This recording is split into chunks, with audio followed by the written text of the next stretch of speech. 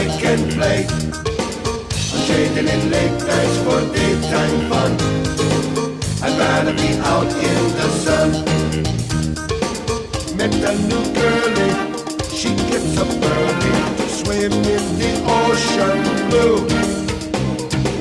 Wears a bikini, so teeny weeny. Now I get up early too. I ain't going to sleep all day. I got to get outside where I can play. I'm trading in late nights for daytime fun. I'd rather be out in the sun. Down at the playground, we throw the ball round. We jam till the day is through. The sun is setting and we are getting ready to barbecue. No late night clubbing, no elbow rubbing, no smoky crowded room. I'll take the beauty of dancing booty outside where the flowers bloom. Oh yeah!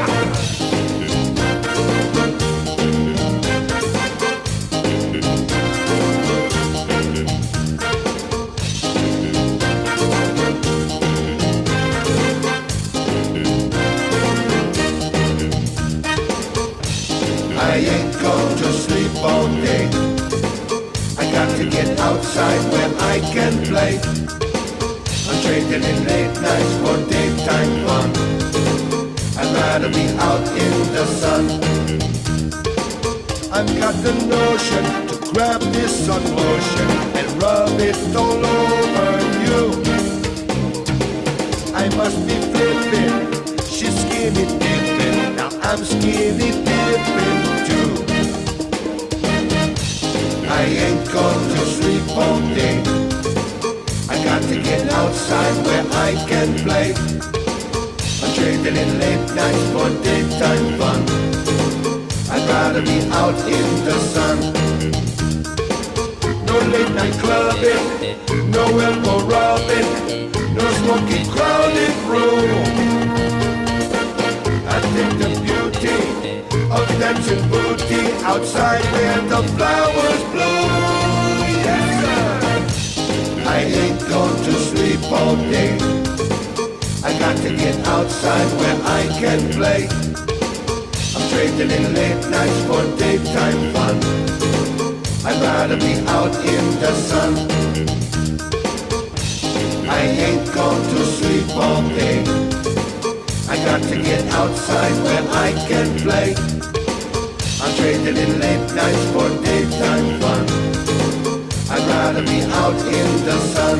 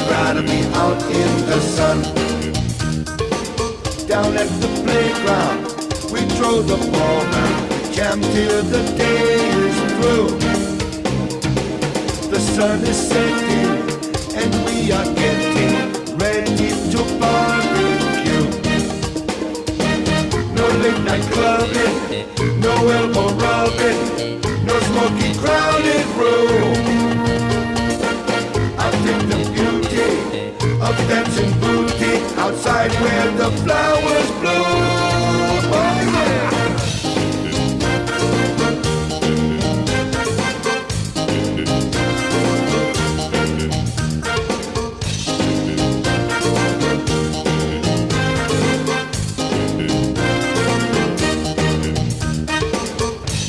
I ain't going to sleep all day. I got to get outside where I can play. I'm trading in late nights for daytime fun. I'd rather be out in the sun. I've got the notion to grab this sun lotion and rub it all over you. I must be flipping, she's skinny dipping. Now I'm skinny dipping too. I ain't going to sleep all day.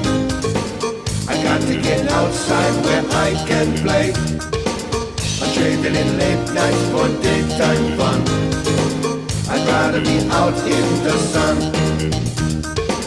No late night clubbing, no elbow rubbing, no smoky crowded room. I think the beauty of dancing booty outside where the flowers bloom. Yes, sir. I ain't going to sleep all day. I got to get outside where I can play. I'm trading in late nights for daytime fun. I'd rather be out in the sun. I ain't going to sleep all day. I got to get outside where I can play. I'm trading in late nights for daytime fun. I'd rather be out in the sun.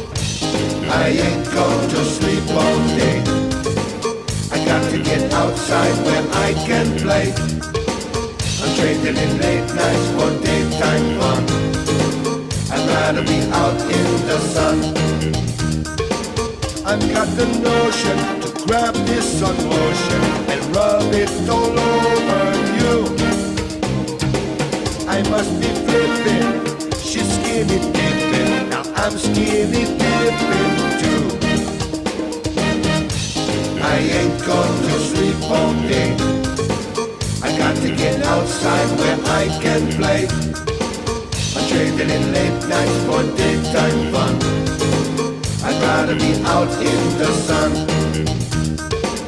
No late night clubbing, no elbow rubbing, no smoky crowded room.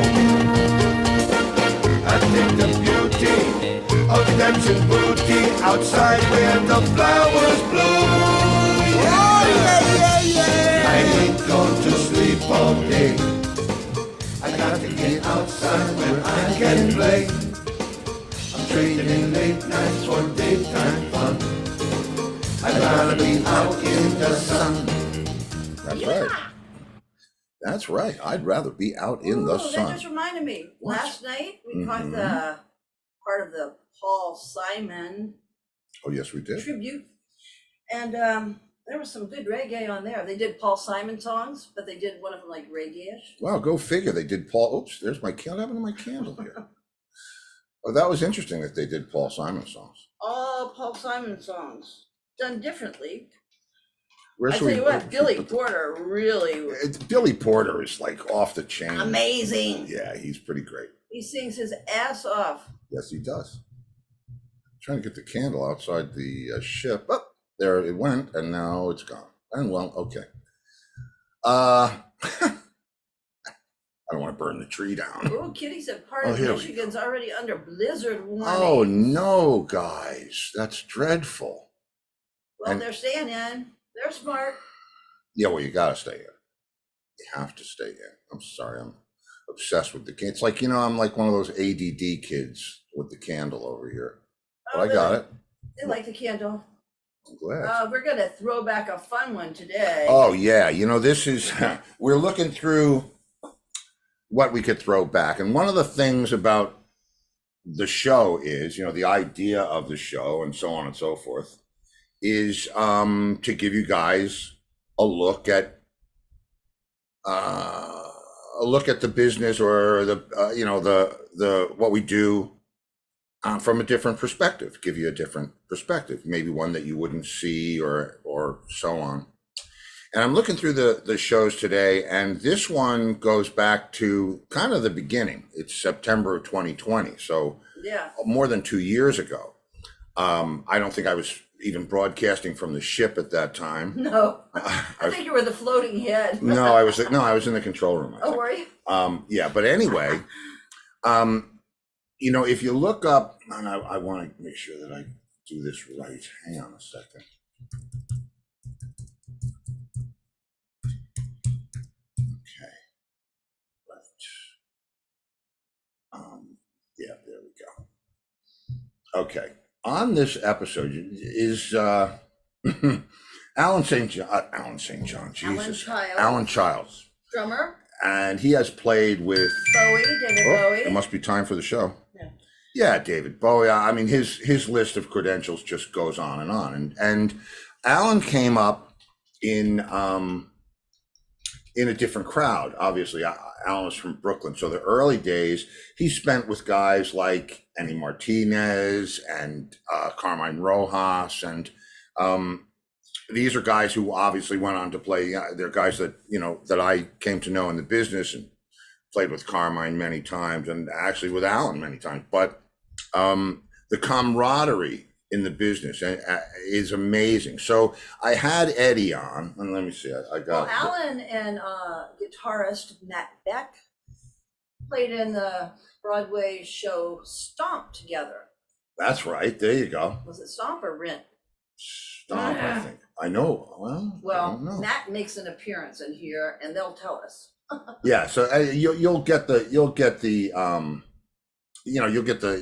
gist of it. But these guys are all from, like, we had our Westchester crowd or our Long Island crowd. These guys had their Brooklyn crowd. And we're talking about, when the world was new, and wow, did you hear about the Beatles? And what I decided to do for this show, because all these guys are great guys, and I had already had Eddie on, I think earlier in the week, and I told those guys, look, I'm having Alan Childs on, jump in. I gave him and so this is not a typical show, because it's more like mayhem, but this is a great view of what our business is and what an exclusive club it is, and what a respected group, everyone is. There's just such a tremendous amount of respect based on nothing but, the job you did in the business, not how much you got paid or how many records you sold. It's how you laid it down. What happened between 4 and good night. So anyway, I think you're really going to enjoy this. I laugh my ass off. That's my job these days. But I hope you'll join me in some laughter. These guys are as good as it gets, and you'll figure out who everybody is, and I'll be right here. Are you ready? Are you ready? I'm ready. Let's roll. Don't blow the candle out. Roll, baby, roll. Okay, let's Pat's roll. in Facebook We jail. haven't I rolled think. yet. Look, there's Yeah, me here looking. we go. I look older. Hey, Instacart's Okay, here. Instacart's here. How are you doing, man?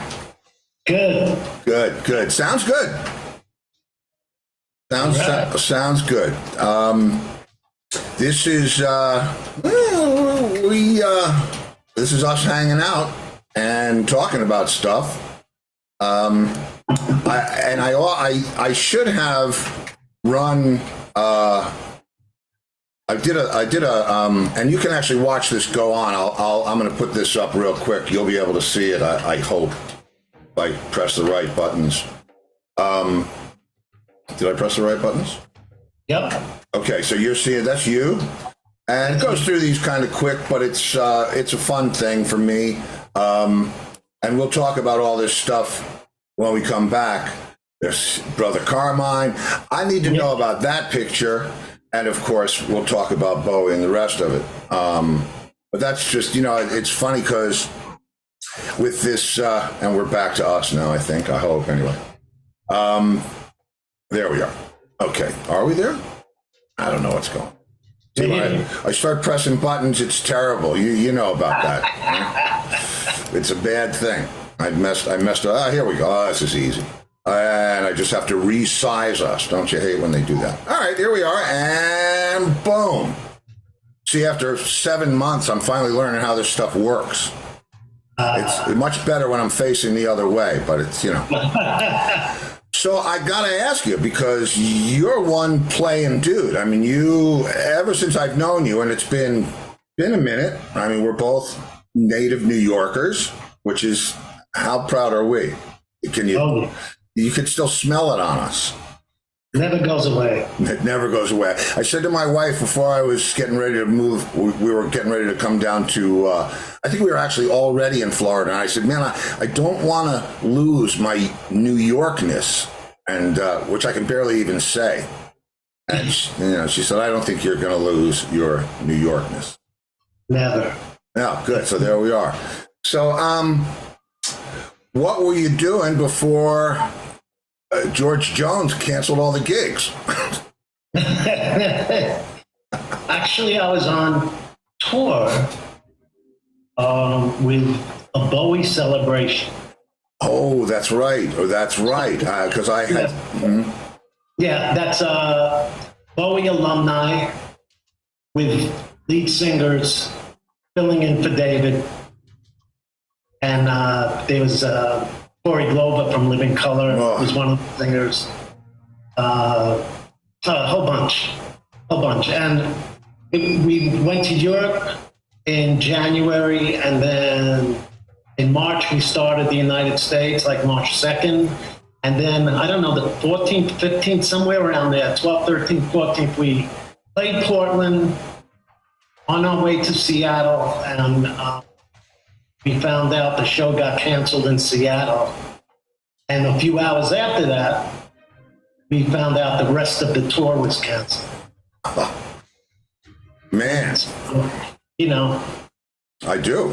That's that's some nasty reality right there. It's there's nothing like having the gig pulled out from under you. And but I guess if it had to happen, it's better than some of the other choices. Although you lost David, back in the day. But tell me about the Glass Spider tour, because I was talking to Carmine Rojas about it, and he said that you guys were down here in Tampa, and he reached out to me, and I didn't get the message, or I would have been there in a heartbeat. But because I kept seeing it on Insta, and every other place. Just tell me what was going on because I missed it. I didn't know you were in Tampa that long ago. Well, I'm in Southwest Florida, but Tampa's like an easy run for me, hour and 45. Oh, okay.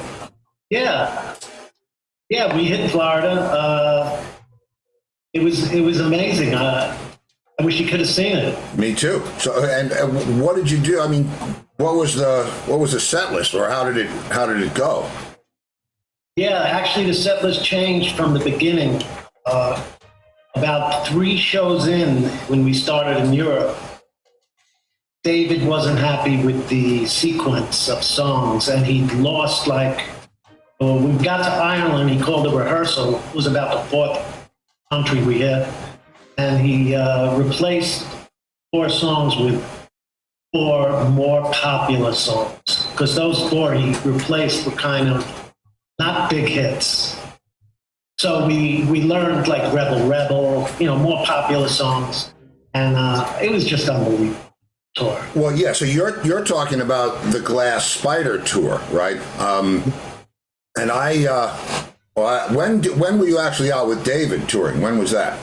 That was 87. That was Okay. Glass Spider. Yeah, that was before I was down here. That's when I first started working with Entwistle. 87. Wow. Yeah. We have a Who connection. Yeah, and I was looking, and let me come back to the pictures. Let me play the pictures for 1 second. Hang on a second. Wait, I gotta get these up. Well, we're Sorry. in 79 was something about a target or a Yeah, Target. What was the Bullseye? bullseye. Oh, Bullseye on CBS. There was a song called Treat Me Right. Yes, with- Pat Benatar. Yeah, Doug Lubaum wrote that. Doug he was in a band called Clear Light in the 60s. I remember Clear Light. Yeah, on Elektra. And also he played bass on some Doors tracks. Wow. Wow. Yeah, he's amazing. He was amazing. And he was in New York, and he wrote Treat Me Right, and CBS didn't CBS Records for Bullseye thought we didn't have any hit songs on the record. So they assigned Treat Me Right, written by Doug Lubaum. We didn't want to do it really, but we did it. And nothing happened with that band except we got a great review somewhere in Texas. and then Pat Benatar covered it. Boom. Well, that's lightning striking. That's a beautiful thing. And it's amazing how that works out. It's amazing how many songs the original writer wanted to try to do them and then never had a hit with them, and then they give it to somebody else and it's smash. Yeah. It's strange how it goes. But interesting, I was looking, there's a picture, and I'll run those again. There's a picture on the... it'll come up and I'll mention it on the Glass Spider tour with everybody, and it was interesting to see Peter Frampton sort of punked up. It was. I'm trying to wait for that. There it is. There you go. It was. Do you know the picture that I'm talking about? I stole it from your Facebook page. Is it just the band taking a picture? Yeah, and you like all, it's a band shot. Frampton's on the end wearing a motorcycle jacket. And yeah, David's not in that picture. Who's not in there? David. Right, no, I was talking, but that was the band, right? Because Carlos Alomar was in there. That was a great shot. And I was curious, that was 87? Yeah. I mean, that was 10 years after Comes Alive, and I had, I was buds and bandmates with Bob Mayo, so I have a Frampton connection too. But we'll come back to that. I was just wondering what his posture, Frampton's posture was 10 years after that double live album. Now all of a sudden, was he hanging with everybody, or was he, off doing his own thing? Yeah, he hung out a little. He was more to himself. But, he was friends with David growing up. Yeah. So at the time, Peter wasn't really doing much, and David asked him to play on an album. And after Peter played on that album, I believe it was Never Let Me Down album, David asked Peter if he wanted to come on tour as a sideman, just as a guitar player. Right. Peter was like, yes, I just want to play guitar. Like in Humble Pie. Yeah, like, I mean, that's, listen, I've been there in my own world, and we're going to cut from that into our Who connection. But, you know, there's a passage in there's a John Entwistle book out there, and he talks about when Frampton was, I guess it was the Herd. I can't remember what the early band was that opened for. That was his first band. Yeah. Okay, they used to handcuff him to the radiator in the dressing room. Moon used to lock him up to the radiator so that he couldn't go on stage. They tortured him, but good. Yeah, let me just say that when I got the call for David and they told me Peter was playing guitar, I was so excited because I was the biggest Humble Pie fan. Oh. The first time Humble Pie played Fillmore East, I was living in Brooklyn, right? And I took the train to New York, and I was short $1 to get into the Fillmore. It was only like $3.50 to get in at the $3.50, $4.50, and $5.50. I just needed money to get back to Brooklyn, and I didn't have enough, so I stood on the side of the Fillmore, the fire doors, and put my ear to the door. And that's the first time I heard them live. I already had the Town and Country album and As Safe as Yesterday.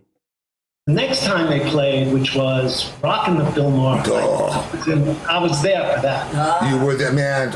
We go home on Monday, but we've all had a gas this time. It's really been a gas. Yeah, and at one of those points when Steve's talking, I go, yeah, and it's on the record. Wow. Oh, how cool. I'm getting a China Club flashback of you telling me that story. It's a possibility, because that's major for me. And here's the other thing. The next night, when they finished the Fillmore run, they played the OBI out on Long Island. And my friend in Brooklyn stole a car, called me up, and said, meet me downstairs. We're going to go see Humble Pie again. Wow. We went, the ignition was popped. We go to Oceanside, I believe. It was Oceanside, Long Island. Yeah. And I don't remember who the opening act was, but when they finished, I had to go to the restroom. And when I went to the restroom and I put my hand on the door handle to go in, the door opposite opened, and it was Steve Marriott. That's where the dressing room was. And he looks at me, and I look at him, and I was like starstruck. And he goes, hi, mate, want a slice of pizza? And I, yeah. And he led me in the dressing room. They had 2 pies. That's the catering. They had 2 pizzas. And there I was standing with the band, eating a pizza, just looking. Yeah, it only lasted 2 minutes. The road manager said, gotta go, they're gonna get ready to go on. Yeah, but that's how simple it was back then. That's how, it's funny. Do you know Pepe Castro? I don't know him, but I know who he is. He was in Blues Magoos, and he was on the show, and he was telling me about the Herman's Hermits and the Who tour with them, and I'm thinking to myself, wow, I didn't even realize, you put the stuff together, who played with who, and but I saw the Who connection, I saw the Ink and the whole nine. Tell me about that. Oh, well, I met Pete. I never really met John. I ran into him in the Dallas-Fort Worth airport many years ago, and we talked for a second. But I met Pete because I did the tour of a Broadway show called The Army. Oh, it was a Broadway show. It was a pretty big hit for a year or two. Yeah. And I did the tour. So Pete was there every day at the rehearsals. So we kind of got a little close, and to this day, we email and friends. Yeah, and believe me, I know that, or I know that to be true in my own relationship with him. Pete and I stayed, kind of connected over the years. We were both at the funeral. He made a very nice gesture to me there, said, if you come to any of the shows you want, you'll always be treated like family. And, of course, the reason I went to any of the shows was because I was there with John, for John, whatever it was. And I don't remember, it was a few years ago, maybe 3, 4 years ago. He invited us to come see them in Miami, which it's not that far. It's about the same distance to Tampa. And we went, and it was just weird, being there, that the whole reason, my whole center reason for being there ever was John. Was not there, but he was genuine. Pete came in, we talked for a little while, and Right, and we went to see Tommy the play That's on right. Broadway with John. Yeah, we John took us to see Tommy on Broadway, so we that's how we know Donnie Kerr. Do you know Donnie? Sure. So there you go. He did the German production. I did that for a while because he'd asked me. Is that what that Union Jack set of drums is? That I see? No, that was just something I found in the early 2000s while on tour. I don't know if I saw it on eBay, but I found it in Knoxville. And I happened to be in Texas on a travel day, and I said, I gotta go get those. Wow. So I got in touch with the guy, and it was like deliverance. It was off a side road. I went through a forest, and then there was a lake, and then there was a house, and then a shack next to the house. I was a little nervous. Yeah. And in the shack, there were like 6 drum sets. That's all that was in that little shack. It was just drum sets.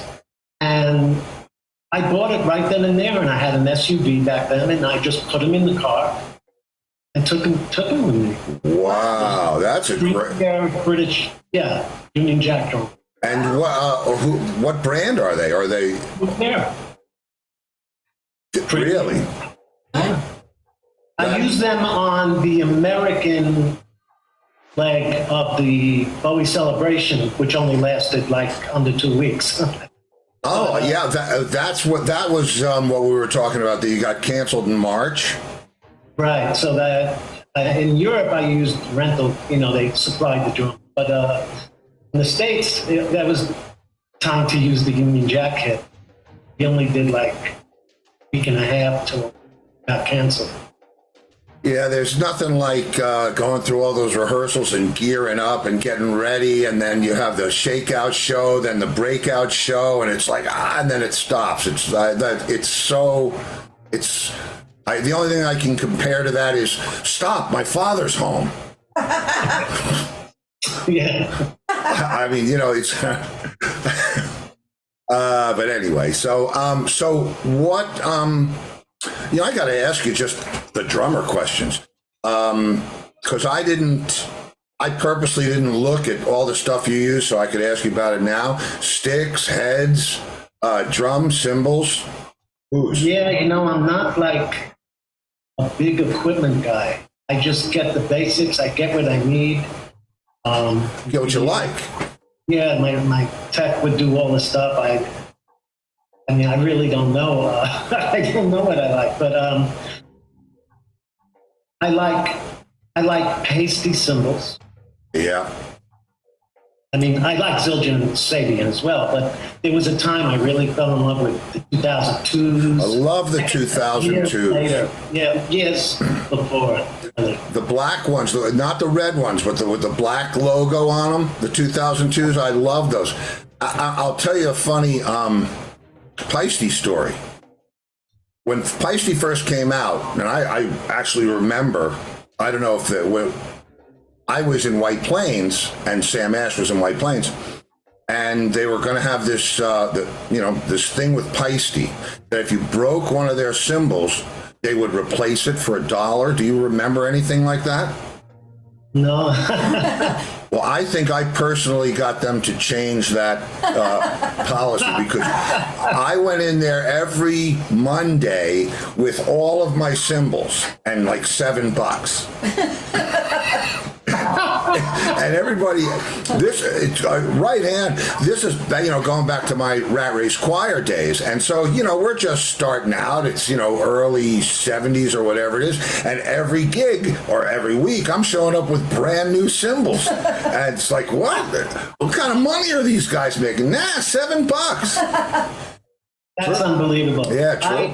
I used Pasty back in like '80. I was in a band, an American band with a British singer, and we got a deal in Germany. And when we played a few gigs with Squeeze, we opened for Squeeze, I ended up getting my first endorsement with Pasty.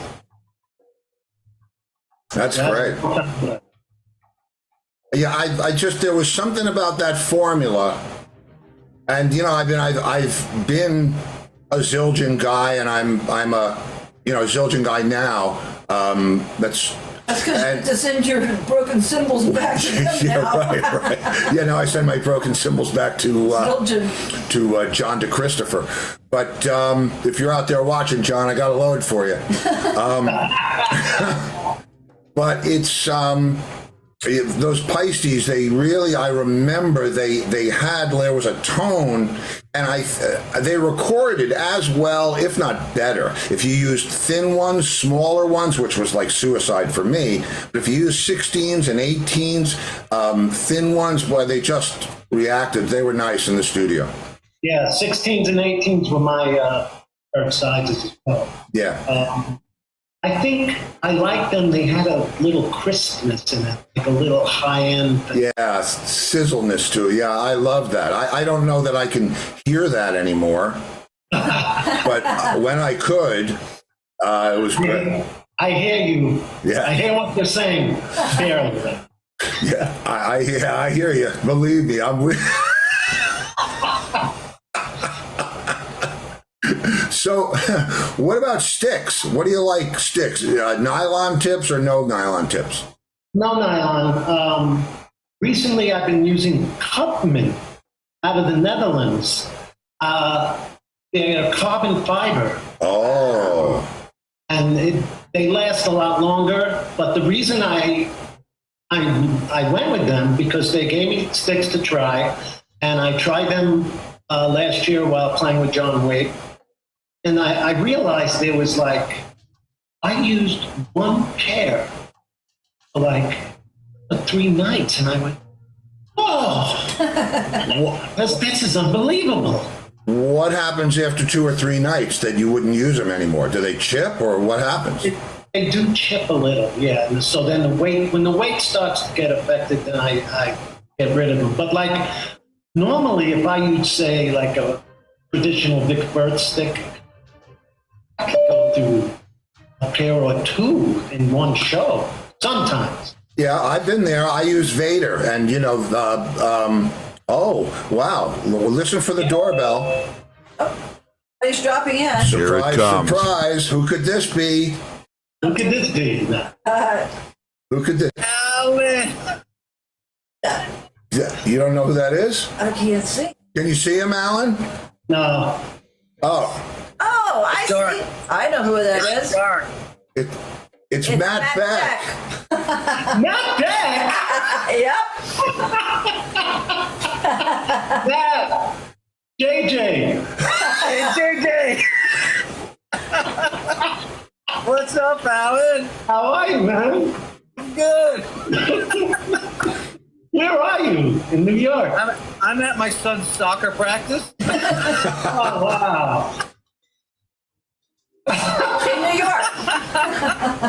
I saw. How do you know Matt, Steve? Oh God, we came up to. He was younger than me, but we came up together. He did some transcriptions of some fusion stuff that I wrote. He used to come see Rat Race and Choir. he used to come to see Rat Race Choir, and oh man, yeah, that's a. He was on Alan, the show. I've known Steve longer than I've known you, Alan. I had no idea. Yeah, we were lived in the same city, same town. Yeah. Yeah. yeah. In Queens? No, he's in Putnam, Westchester. Yeah, the top of Westchester County. Yeah, And the I'll thing, meet you at the I'll meet you at the IGA. Remember that? Yeah. yes, The yes. IGA. And here's the thing. I was looking when I was going through your pictures today, Alan. I saw a picture which you guys can tell me the story of. I saw a picture of you and Matt. I'm guessing. Well, I'm not guessing because he told me it was 1999 in New Orleans. And I have my own hurricane. I married my hurricane from New Orleans. Right. But this is what this show is all about. It's about reconnecting with people that we would, how long you've known Matt for decades. When was the next time you were going to talk to him? When I made that connection, I made this connection. Ooh. Yeah, man. New Orleans was. We spent I think, was it 2 weeks there, or we spent a few weeks in New Orleans. Remember that? That's past my memory range. Who were you playing with? Who were you out with? Rent. We were doing the Rent tour. Rent. We were touring Rent. I have a picture. Is he in the black and white picture? Is Matt in the black and white Rent picture? I'm not sure. Not sure either. I'll have to look now. Yeah. That's how we met. And what was amazing, the first few days, we hung out in my room, I think, and it was the days that we had CD books. Ace Logic. Yeah. You toured and you had CD books. And we found out that we loved a couple of the same artists. And they're not like classic rock artists. They were like Alan Holdsworth, the fusion guitar.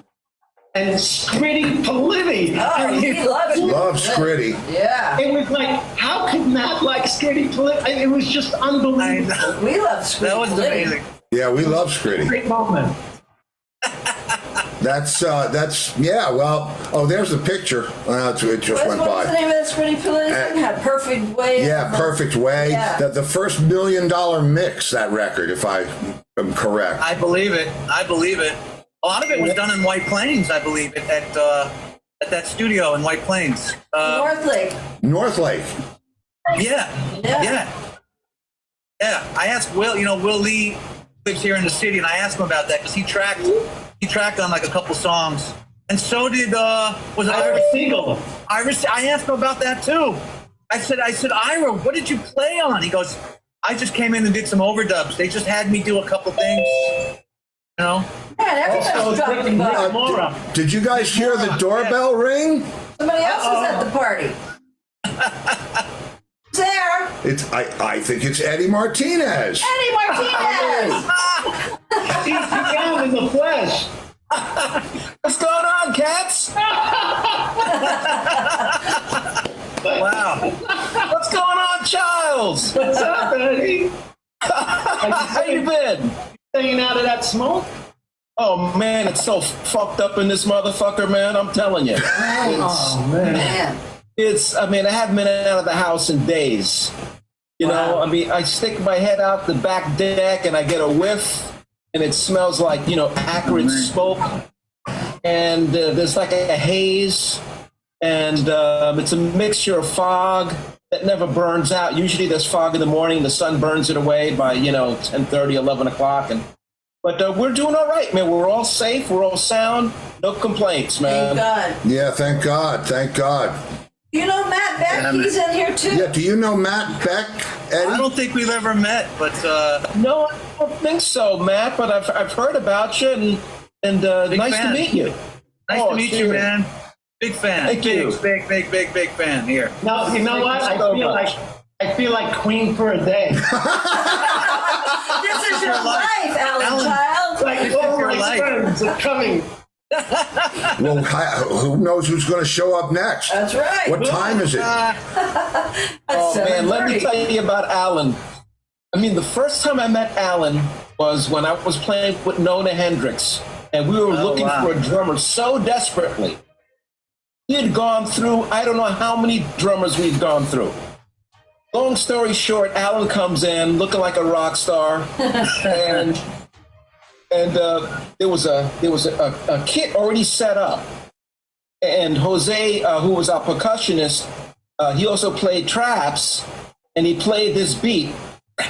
I remember that.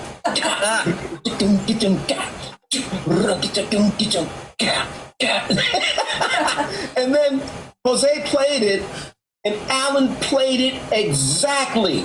None of the other drummers could play it, and Alan did it on the first go around after the first listen. You know, and so that was our introduction. And then he got a record deal with his band. He couldn't play. Oh, in 1979, that must have been. Now, is that after LaBelle? Yeah, this was after LaBelle. This was with 79. Nona Hendrix when she went solo. Yeah. And then Alan played on my first solo album, and he's all Wow. over it. Which, by the way, first of all, Matt, I got to tell you, looking at the city in the background of your shot is making me like, oh God, I feel it. And Eddie, your tracks, the Milkman was blowing my mind, but your tracks, bro, you got to let me know how eggs. to. Oh yeah, bacon and eggs, and it was awesome. That stuff. That's very 20th century naughty kind of shit. You know It's what I mean? rocks, man. Milkman getting his suit on, you know, to impress the ladies and shit. Awesome. It was awesome. I mean, I enjoyed it, and I continue to enjoy it. So Thanks, man. we ought to send the tracks around. Matt, don't you have a solo album out too? I do. I've got a few things out there, but yeah, for sure. Yeah. So yeah, I mean that would be a fun thing, you know. And again, I thank you both guys, my guest guys, Al, and of course, you know, this was your show. But this is, if I'm trying to do anything in this world, it's keep our community cemented together. And if this is the only way that we can do it, well, it's better than, you know, waiting for somebody to come down the street. Who's this now? Oh, somebody else is here. Oh, okay. Is that you? Who's this? I don't even know. Anyway, I don't know. Somebody said I got to take a quick break. I'll be right back. Maybe it was Edward Snowden. I don't know. But the fun thing about this is it's we're creating that same vibe as if we were backstage at, you know, the Paramount or wherever, and it's so cool. And we were talking about North Lake in White Plains. Right, the recording studio. Yeah. What studio was that? Alan played there. North Lake Sound, and it was Chip Taylor owned the place. John Voight was one of the owners. White I Plains. think I did a session there once with a Canadian band called Platinum Blonde. Oh, Oh, they're I've great. heard of I remember them. Platinum Blonde. Yeah. Way back, way back. 10 minutes before this show started, I got a call from Chris Cassone, who was the head engineer there from door to door. It's just such a small, crazy world. That's Steve, I just want to say how important Matt and Eddie are to me. Aw. Really. I mean, they're major people in my life. That's great. Alan, it was, mutual. I mean, right back at you, man. I mean, it was all those talks we had on the road which made me want to come back to the city and do stuff, you know? You inspired me. Go do stuff, you know? To actually get out there, be heard. Get out there and do something, you know? I knew you'd do it. You told me, you said, Matt, you got to get off this tour. If you want to do that stuff, you got to get off this tour. And that's what I did. Every day you recorded with somebody. That was the Rent tour, right? That was the Rent tour? Yeah. I mean, I did it for like over a year, so it was time. It was time, you know, and Alan gave me the right advice, you know? Oh, yeah. If it wasn't for that. And I got to say, also, Eddie, when I met Eddie with Nona Hendrix, I mean, that was a major moment. I can imagine. Sounds like I want to hear about, you know what I'd like to hear about? Eddie, can you talk about Heart's Desire? I love that track. You know what I'm talking about? Oh, Donald Blackman? Yes, I love that record. Can you talk about man. those sessions? I love that record. Well, You Donald play some great Blackman, stuff on there. thank you. Donald Blackman was a genius. He passed away about 4 or 5 years ago. Yeah. And we used to play together in Lenny White's band, along Yeah. with Denzel Miller, who's another genius. These guys, I don't use those words loosely. Denzel Miller is a genius. Donald Blackman was a genius. I mean, that record, that one record is just, I love all the songs on that record. Unbelievable. I was touring with Stanley Clark and George Duke, and we had a bit of a break, so I went back home, and Donald wanted me to play on that record, and he was doing it at A&R Studios. Remember the old A&R? I think it's on 48th Street and stuff? Yeah. Yep. And further west of Manny's and all those stores. So he says, Eddie, you got to hear this drummer. You got to hear this fucking drummer. Dennis Chambers. You got to hear that. You got to hear fucking Dennis Chambers. You know, and oh my God. I mean, how old was he? How old was he then? I don't know. He had to have been, that's a long time ago, man. But He's pretty young. yeah, he was a pretty young cat. Yeah. You know, we were all younger. It was.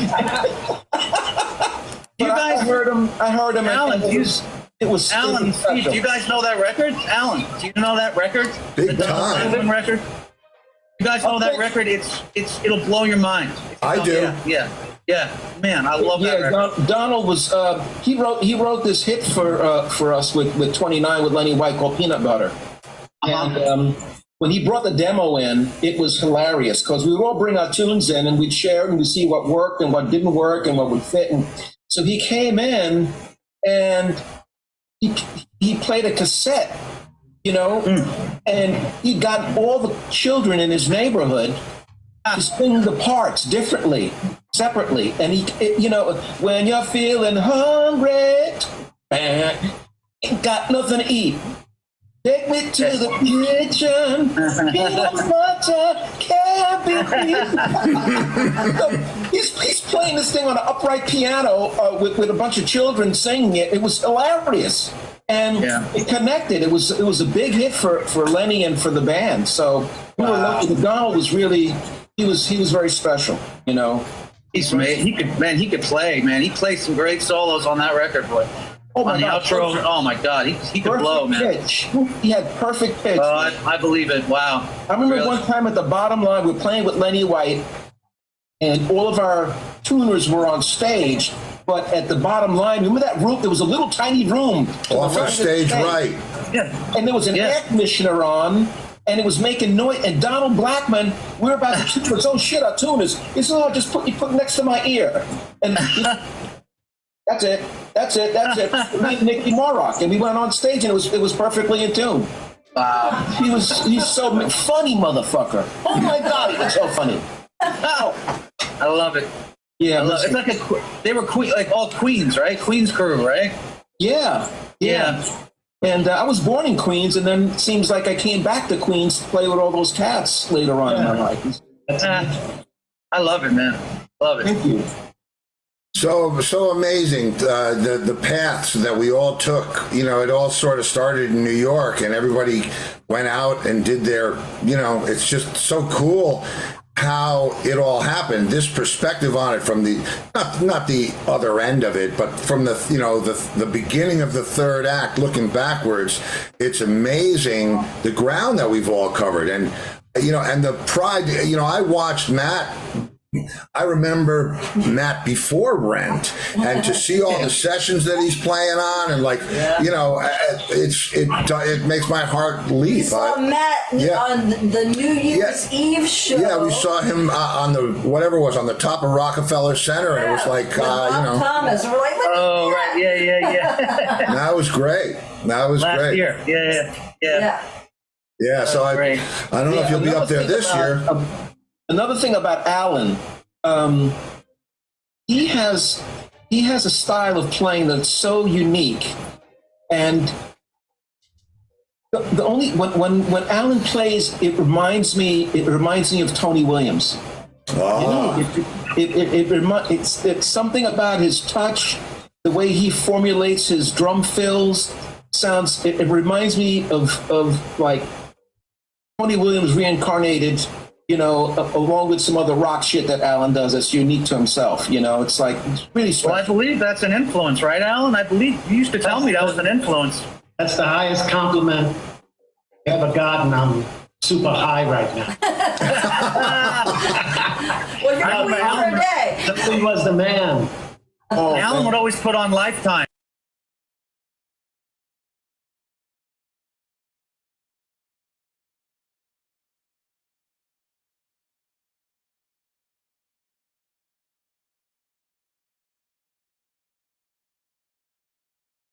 What happened?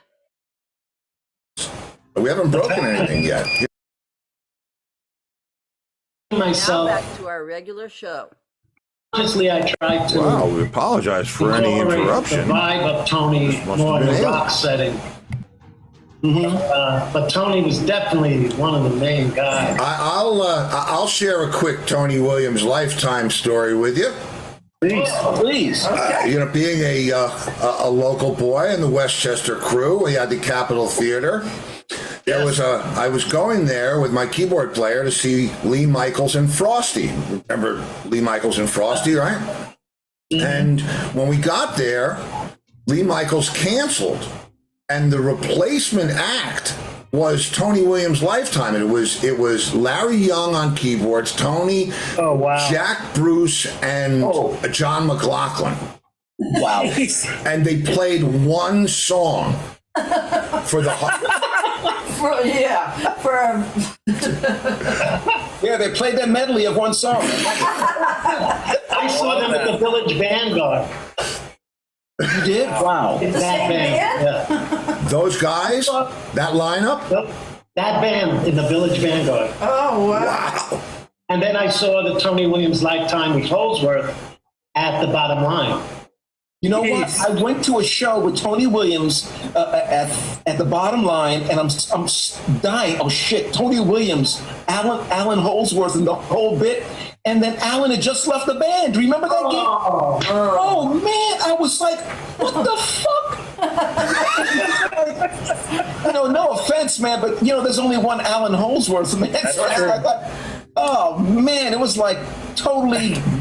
Oh man, whap whap whap! You need that little, that little droopy Debbie Downer music. It's like, oh yeah, let me buy a hot dog and get the fuck out of here, man. It's like, When I went to see Tony at the Bottom Line, and they came on stage, I'm looking at the guitar player and his white SG special, whatever that was. yeah, that was an SG Les Paul. Yeah, and I'm saying to myself, I know that guy. And then when he started to play, it hit me. He was in a band called Tempest. John Heisman's Tempest. Wow. Yep. John Heisman from Coliseum. John Heisman. Exactly, but they tried to be more Black Sabbath-y. It was kind of heavy. Interesting. And I love that album. And I noticed the guitar player was not Clapton-esque at all. And I was like, what is he playing? And I was so intrigued. And I was that did it. That moment, I was a fan for life. And then with Tony Williams, I was like, holy shit, it's the same guy. And in those days, you could stay in the Bottom Line if you used your head in between shows. Yep. Well, I went to the bar after the first show and That's what you do. I met Buddy Miles at the bar. The Electric Flag reunion, man. It's like, shit, man. Hey, somebody's at the bar, they're not going to fucking kick you out. You're buying, aren't you? Right? So I'm standing at the bar in Holsworth. I didn't know at the time. I like to drink beer, and he's standing right next to me. And I said, Mr. Holsworth, I have you on the Tempest album. And he goes, I don't want to talk about that. I didn't like this. My tone wasn't really happening. He's almost pissed off. Oh, drag. And I backed off. Well, he was a notorious self-loather, like all the interviews, he always downplayed everything he ever did, I heard that. I heard a lot. Yeah, I've never met him, but I always heard that about him. And in his interviews, he always downplayed everything. That's true. Crazy. I met him once. It was at NAMM. I think it was in '88, and it was a great story. I heard. I think Seymour Duncan had told me that Jeff Beck was around because he really wanted to see James Burton, because he's a big James Burton fan. So this is all cool. So I figured I'll go to see James Burton's set, who happens to be the nicest guy you'd ever want to meet. And long story short, I'm just moseying around, and I see this area way at the back at NAMM, and there was like a room, a door and a velvet rope, right? I says, oh shit, that must be for like all the, you know, the mega stars. So I'm walking by it and I see Jeff Beck. And he was with his manager. And Jeff, remember, I worked with Jeff on Jagger's album, so he saw me. And he told the guy that was at the gate. He says, "I want this guy to come in. Have this kid come in." So the velvet rope opened up, and I entered in with Jeff Beck. And in this back room was Alan Holdsworth and Booker was there, Van Halen. Oh my God! Light Ranger. I mean, it was like guitar player heaven, you know. And I got to meet Alan briefly there. That's a great story, man. I'm just so kind of Jeff to do that. That is so cool. Well, did anybody see, talking of Holsworth, did you see UK when he was in it with Bill Bruford? Yes. No, I mean, I didn't see it live, but I heard it. I saw them at Central Park, and I was all the way in the back, right? And when Eddie Jobson played those bass pedals, you can feel it in the ground. And I was all the way back. Wow. It was unbelievable. Yeah, it was nuts. Somebody snuck a cassette recorder into that show, and I think I could have been the Bottom Line. And before that album came out, we learned all those songs, and everybody thought that it was our original material. I think my wife still does. Play that. I've been to a Rat Race Choir show and heard you guys play that before. Yeah. I loved it. I mean, that was it was like a license to steal. It was like you were getting paid by the note. I loved it. I loved it. Yeah, I mean, God, Holsworth was so unique. I don't know whether we'll see the likes of anybody like him again. There was just something his vocabulary was so unorthodox. It was really kind of like, you just have to experience it. You know, you just really have to experience it. It was kind of like, kind of like Hendrix too. For a long time, I would listen to Hendrix, and I just didn't really want to get into the magic. I didn't want to deconstruct, deconstruct something and re-engineer it, or reverse engineer the magic. Right. But I think part of your learning, you have to do that. But still, with the greats, it doesn't lose the magic. But also, you listen to that stuff and. You can I know what you mean. You can kind of approach it from how you try to manifest how he played through you, through yourself. But you can't do that stuff, man. That's just like some other. That's like that's another planet. It's alien. Yeah, it's so true. It is. I think you're right, though. I think all guitar players who like him, try to get some of that stuff into his playing. But I know very few people who've ever tried to learn a Holsworth solo. I don't think I know anyone who's ever learned it. It's all about the influence, though, that he's had. You ready, bud? No, I was wondering if we can go get pizza. Did they win? Okay. Did they win? They're done. They're just practicing today. You want to get some pizza? We're gonna get pizza, I think. Oh, rub it in. Maybe we can go somewhere where there's more light. It's dark here in the field, so. Sorry, guys. That's okay, bro. Yeah, you're getting New York pizza. That's all right. Yeah, we New just York don't pizza. show it to us. There's not a lot going on here in the city, but New York pizza is still happening. Yeah. Even the 99-cent stores have decent pizza. Right, even them, Wow, man. Oh man. So when's our next gig? Yeah. 2022. Oh, please. Man. I'll tell you That's what. this year. And this goes for everybody. If we can unite on a video call, I don't know when I would ever get a chance to play with you, Eddie, Matt. We've done our little bit, and Alan, who knows? But I am getting ready to light this whole thing up back here and just send out tracks. If anybody's, please. believe me, let's get busy. Let's just make this thing work. A friend of mine has given me a template so that when I send the tracks out, whether it'll all work for everybody. So, Yeah. and let's I love make it. something come out of this. Please. I know. I'm dying to be creative. No, I hear you, man, and I'm about it too. So we've got some lemons, so we better get to making some lemon meringue pie. I'm in. So yeah, I was hoping I had Carmine on the hook. Yeah. Oh boy. Yeah. And I thought he was going to make it for sure, but that was not to be. Greg. But listen, I'm going to play a quick commercial, and we can, we'll come right back, and just give me a minute to take a break. If you want to take a break, I'll be see you back here in a minute. But this is my little way of paying the bills. Yeah, I got you. Well, there you go. Yeah, that was a really fun show. Those guys are. I mean, that's what the business is all about for me. It's all about the connections, the kinship, nobody's telling, oh man, I got, hit by a bus, or, I fell out of the plane. Everybody's remembering the joy.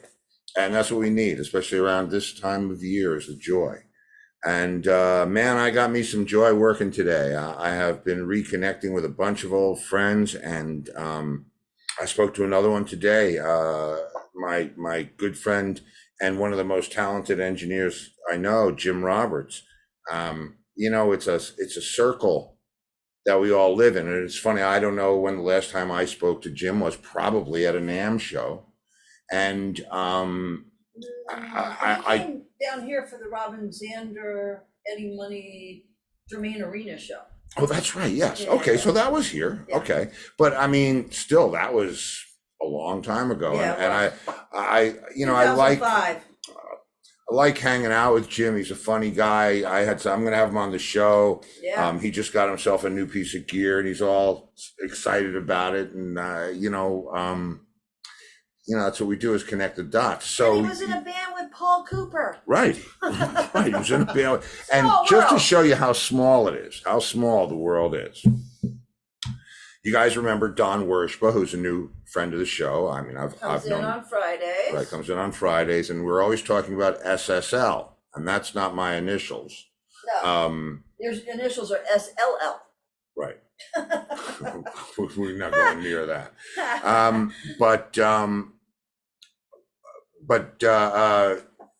Jeff, I'm scrambling my brain now.